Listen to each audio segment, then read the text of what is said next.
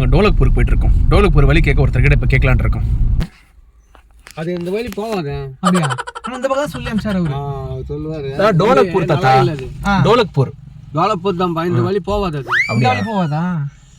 நேரங்கனா கேட்பாரு. இந்த வழியில வந்து போவாது. இந்த வண்டிங்கெல்லாம் போவாது. அப்படியா? அங்க ஃப்ரெண்டு காலியான்னு ஒரு தேட்டருங்க இருக்குது பாரு, அப்படியே பாட்டு போவோம். இது வந்து போவாது. ஏன்னா இந்த பாருங்க இது பாருங்க இருக்குது. சரி சரி தாத்தா. கரெக்ட். ஆமாமா, அதான் பாருங்க நிறைய இருக்கும். அந்த மலை அந்த பழைய இதெல்லாம் அது கரெக்ட். அங்க காலியா நேரம் தெரியுமா? அது அடிப்பட்ட கடை பரவாயில்ல. அந்த வண்டிங்களுக்கு இந்த வண்டி வந்து போக முடியாது.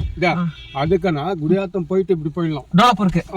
சரி. குடியாத்துல வந்து இந்த ஃபர்ஸ்ட்லவே இப்படி ரோல் போகுது. சரி தாத்தா. அந்த வழியில போனாக்கா நேரா நீ கேக்குற கூட போயிடு. சரி ஓகே. சரி அப்ப மூளை போய் திருப்பிக்கிறேன் நானு.